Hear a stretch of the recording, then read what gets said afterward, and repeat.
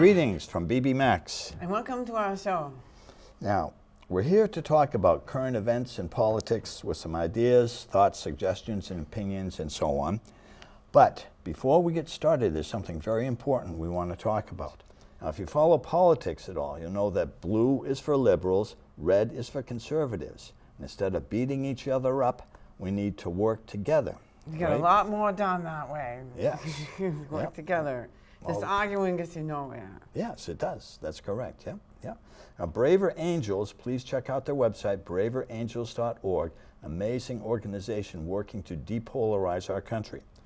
Now, some of the things, we'll talk a little bit about them first. Some of our vision is we envision an America with respectful embrace of political disagreements, where civic friendship flourishes and competing perspectives strengthen our nation. Sound good to you? Yes, because it's working together and it's not arguing. You get a lot more done. You're not arguing. Right. Yes. Now we're embracing values of respect, humility, honesty, and responsible citizenship. Now our goal is to change people's views of, not to change people's views of the issues, change their views of other people.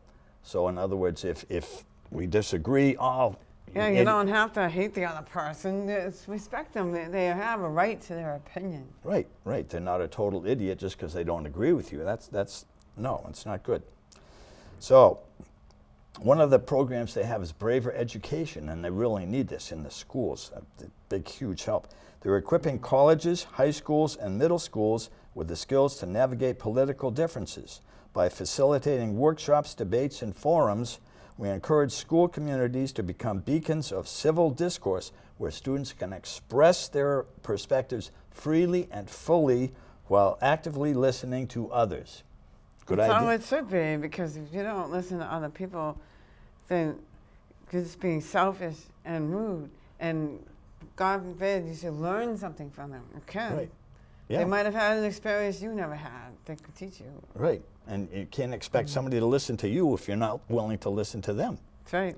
You know, it's a two-way street there. And the Braver, Braver Politics, that's an amazing thing. That they're getting politicians to be able to speak to each other and work together again. That's one of their very good programs. So please check them out at braverangels.org. It's a very impressive organization with a wide variety of ways to get involved. I know it's easier to say, whoa. But that enables them to keep fighting. Keep bashing, right. And we need to work together again. That's what we need to do. So, now that we've got that reminded of, whatever, as I said, we're here to talk about current events in politics with some ideas, thoughts, suggestions, and opinions. But we're doing this show because we are passionate about the change we wish to see in the world. Yep. And as Mahatma Gandhi once said, a small body of determined spirits, fueled by an unquenchable faith in their mission, can alter the course of history. Yes, indeed. Now this mission, this change we wish to see is for people to learn to live together in peace, live by the golden rule, and live in a country who truly is of the people, by the people, for the people. Yes. Now that seems like a monumental task, but it's similar to what Gandhi faced against the British Empire.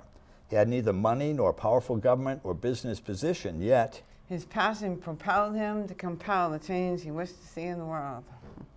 Now there's another group of people whose passion propelled them to compel the change they wish to see in the world. And I'm talking about the Founding Fathers of America. Yes. Now they clearly understood the importance of basing a government on natural law and the rule of law. Now the rule of law is easy to know. The rule of law is the rule of law. You got to obey the law. But what is natural law? That's the things that shouldn't even have to be written down. This murder is wrong, stealing, lying, and cheating, all that should be obviously wrong. Right. You just know in your head, you know in your heart that it's wrong. Now, in the Declaration of Independence, the founders outlined their moral vision for a new government. Now, it starts off as an expression of natural law. We hold these truths to be self-evident, that all men are created equal. Should it be? Everybody. Yes. that they are endowed by their Creator with certain unalienable rights, that among these are life, liberty, and the pursuit of happiness. Then it gets into the rule of law, but to secure these rights, governments are instituted amongst men, deriving their just powers from the consent of the governed. And what happens if they no longer have the consent of the governed? They should have the right to overthrow it because it's just not right. It's not supposed to be a king type of thing. Right, and that is specifically in the Declaration of Independence, when they no longer have the consent, yes. Now, the Founding Fathers also understood the importance, the temptations of power and control that can entice people to disregard their conscience. Thus, the need for governments. And again, they have to have the consent of the governed. But the love of money, power, and control are an addiction that feeds a person's sense of self-importance and overcomes their conscience. And that's not good. Ew. We have way too much of that nowadays. Totally not good. Yes, we need people to pay more attention to your conscience. It's there for a reason. It is. And the It's supposed golden to be rule. a guide. Yes. Now, getting back to the Founding Fathers there, other governments may have been loosely based on the rule of law, but ours was first to, Actually, write it down, the responsibilities of the government. and government officials. And Yes. that's why America is an exceptional country. Not because we're perfect and great and all that stuff. The founding of our country, that's what makes us an exceptional country. It was a new thing. Nobody had put a government that way before and set it up that way. Right. Yeah. Other things were loosely based on this and that, but nothing in writing, specifically in writing. And the people of France saw this, and they were very, very much encouraged by that. They were hoping that it would spread throughout the world. And they tried to do it in France, the revolution in, I think it was 1789. France had revolution. They got rid of the king. Guillotined, unfortunately, but they had a revolution, but it just didn't work out well for them. Because they let the power and greed and the control type of thing Right. got a hold of them and that's corrected. That's what Yes. happens. Yeah. So they had various governments that just didn't work out until mid 1800s, and they were still having troubles in France. But then we had the Civil War, and the people of France saw that we had successfully abolished slavery. Yeah, that was huge. Huge for the people of France. That was very, very important to them. And that's what inspired them, enticed them to give us the Statue of Liberty. And what is at the feet of the statue? It's the broken shackles and chains of slavery.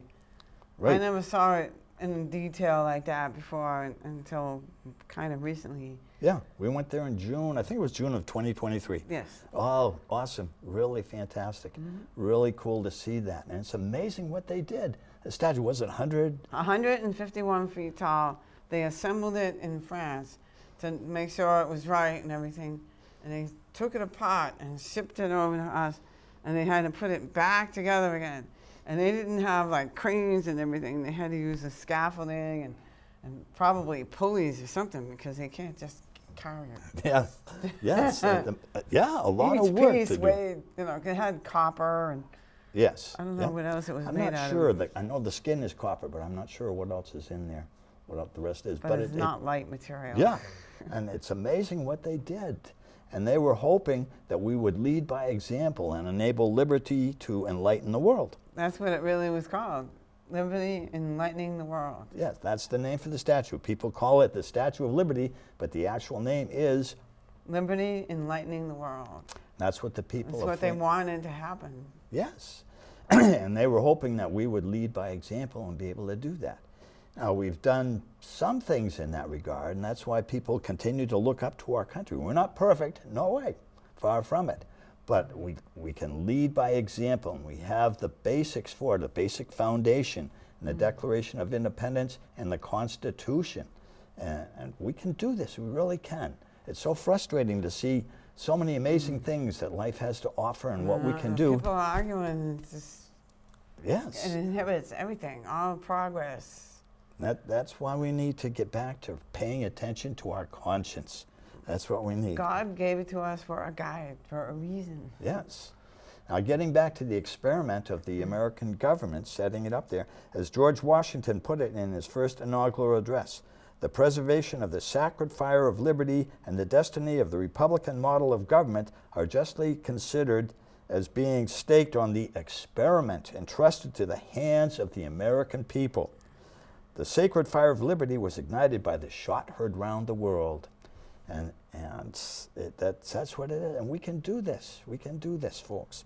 And I'll give another quote here, that we need to labor to keep alive in your breast that little spark of celestial fire called conscience. And that's another quote from George Washington. And that's what we need to do. We really need to do that. We can do this. When we work together, we can do amazing things. That's what we need to do. Everybody put in their little effort together will add up. Yes, yeah, it does. When we say we'd love to see everyone in the world learn to live together in peace, live by the golden rule, and live in a country whose government truly is of the people, by the people, for the people. Now, some people will say, oh, that'll never happen. And what is that? That's a negative thought that doesn't help.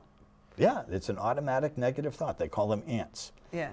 And that's kind of a natural reaction, but that you got to banish those from your mind. Negativity, get it out of there. That's what inhibits progress. Right, right. Instead of thinking, oh, it'll never happen, people should be thinking, what can I do to help the situation?